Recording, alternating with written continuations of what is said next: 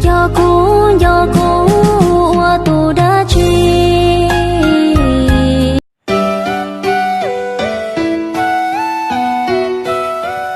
gặp anh như say tu trong bao đời gặp anh như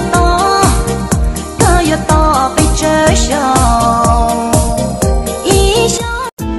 bước chân nàng nhập quỷ môn quan, lệ dương thế giới trên năm mồ ngước linh đài.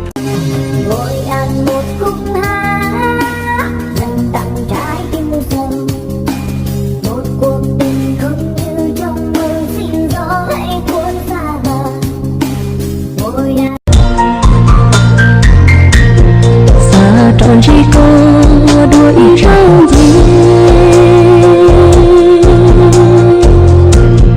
Đợi chờ một câu tin nhắn là điều khó khăn, một lần được em lo lắng sẽ chẳng bao giờ.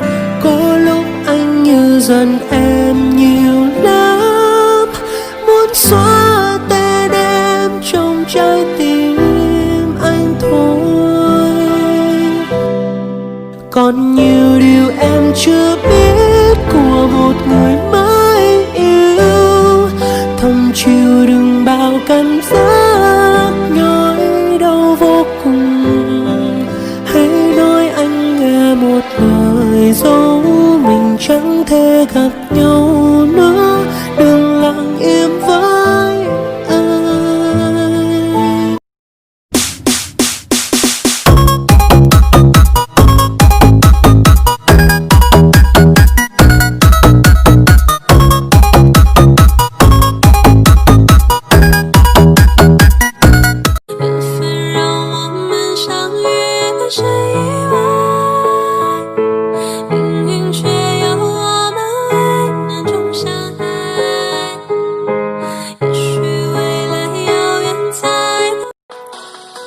Nhiều khi cứ nghĩ đến cái chết, nhưng cảm thấy vẫn còn nợ với đời. Nợ cha mẹ hai lời cảm ơn, và nợ anh em hai chữ tình nghĩa. Cô sống tiếp trôi qua ngày tháng, chứ không phải nhắm mắt buông lơi để ta. Ngày mai ta xa rồi bạn ơi, hãy giữ những ký ức thôi. Đừng chiều dòng chơi bên nhau, bỏ quên đi hết những bộn bề. Cánh phương hồng lặng rơi, ánh nắng chiều qua từng cung đường. Dòng lưu bút này đó sẽ mãi mãi vẫn còn. chỉ nên chỉ sợ rong gì lui một đôi cả chiều rong rong gao người hát ta lọt lu có thọ không không có tôi mấy giờ đọc lìa người là ô rong rong dìa luôn gào chạy tới trên gì. I'ma make you pump like that. Make you pump like that. Make you pump like that.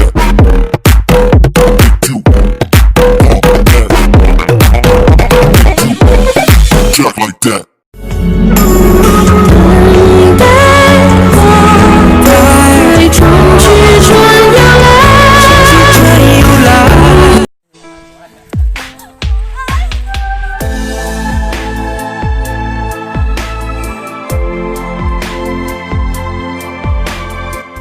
Tôi của ngày xưa.